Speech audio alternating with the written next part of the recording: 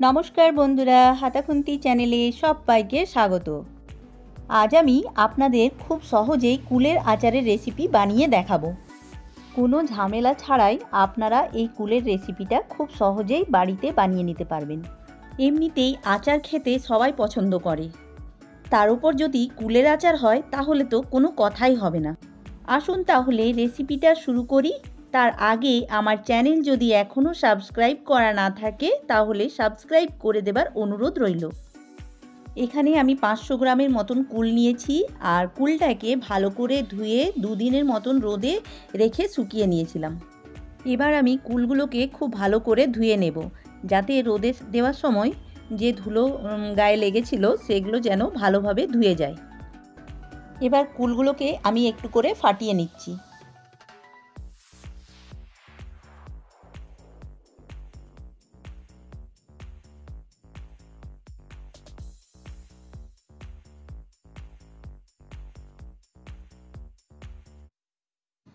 কুলগুলোকে আমি ফাটিয়ে নিয়েছি, আর কুলগুলো থেকে জল ঝরে গেছে।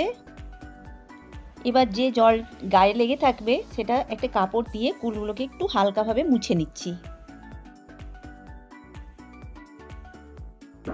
এখানে মশলার জন্য নিয়ে নিয়েছি জিরে, মৌরি আর মেথি। 2 চামচ করে জিরে আর মৌরি নিয়েছি, আর 1.5 চামচ নিয়েছি মেথি। এবার একটা কড়াই গরম করে তার মধ্যে আমি 4টে শুকনো লঙ্কা দিয়ে দেব। শুকনো লঙ্কাগুলোকে একটু নেড়ে নিয়ে তার মধ্যে আমি মশলাগুলোকে দিয়ে দেব। লো টু মিডিয়াম আছে কিন্তু আমি মশলাগুলোকে ভাজবো। এখানে মেথিটা কিন্তু বেশি দেওয়া যাবে না, মেথি বেশি দিলে তেতো লাগবে। মেথিটার যে সুন্দর গন্ধ, সেই গন্ধটা কিন্তু আচারের মধ্যেও একটা সুন্দর গন্ধ আসে, তাই আচারের মধ্যে কিন্তু মেথি দিতেই হবে। মশলাটা কিন্তু বেশি ভাজবো না, হালকা লাল করে ভেজে গ্যাসের ফ্লেমটা অফ করে দেব। গ্যাস অফ করার পরেও মশলাটা নেড়ে নেব, যাতে মশলাটা পুড়ে না যায়। ভাজা মশলাটা একটা প্লেটের মধ্যে ঢেলে ঠান্ডা করে তারপরে এটাকে গুঁড়ো করে নেব। এবার কড়াইতে 1/4 কাপ জল দিয়ে দেব, আর তার মধ্যে দিয়ে দেব 500 গ্রামের মতন গুড়। গ্যাসটা কিন্তু এখানে বন্ধ ছিল। আমি এখানে গুড় দেওয়ার পর এবার গ্যাসটা জ্বালিয়ে নিচ্ছি। এবার আমি গুড়টাকে খুব ভালোভাবে গলিয়ে নেব। গুড়টা গলিয়ে নেওয়ার পর আমি গুড়টাকে ছেঁকে নেব। ছেঁকে নেওয়ার ফলে গুড়ের মধ্যে যে বালি বা কাঁকড় থাকে সেটা আর থাকবে না, পরিষ্কার হয়ে যাবে।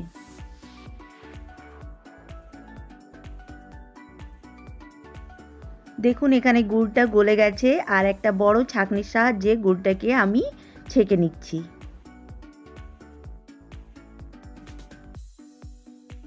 এদিকে আমি কড়াইটা ভালোভাবে পরিষ্কার করে গ্যাসের মধ্যে বসিয়ে দিয়েছি।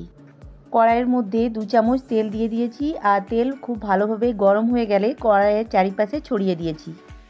এবার আমি এই তেলের মধ্যে কুলগুলোকে দিয়ে দিচ্ছি। এইভাবে কুলের আচার করলে কুলের আচারটা কিন্তু অনেক দিন পর্যন্ত থাকবে। এবার কুলগুলোকে কিছুক্ষণ নাড়াচাড়া করে এর মধ্যে স্বাদ মতন দিয়ে দিচ্ছি লবণ, দিয়ে দিচ্ছি 1 চামচের মতন হলুদের গুঁড়ো। এবার কুলের সঙ্গে এই হলুদ আর লবণটাকে খুব ভালোভাবে মিক্স করে নেব।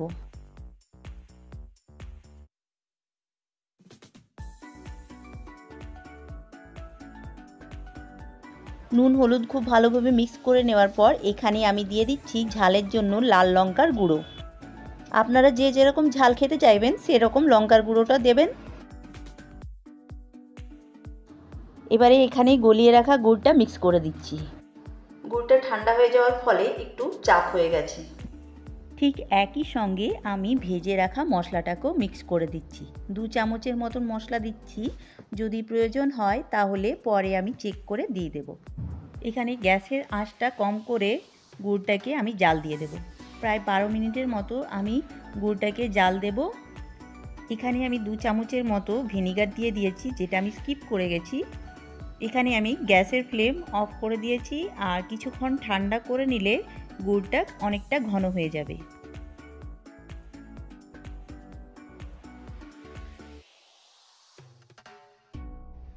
দেখুন এখানে গুড়টা অনেকটাই ঠান্ডা হয়ে গেছে আর অনেকটা ঘন হয়ে গেছে। তাহলে দেখুন বন্ধুরা, কুলের আচার বানানো কতটা সহজ।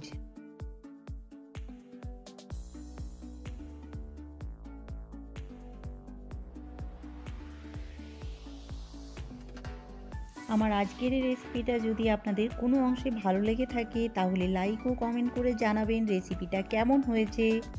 আপনাদের বেশি সময় নষ্ট না করে আমি আজকের ভিডিওটা এখানেই শেষ করছি। ফিরে আসবো আবার একটা নতুন রেসিপি নিয়ে। ততক্ষণের জন্য সবাইকে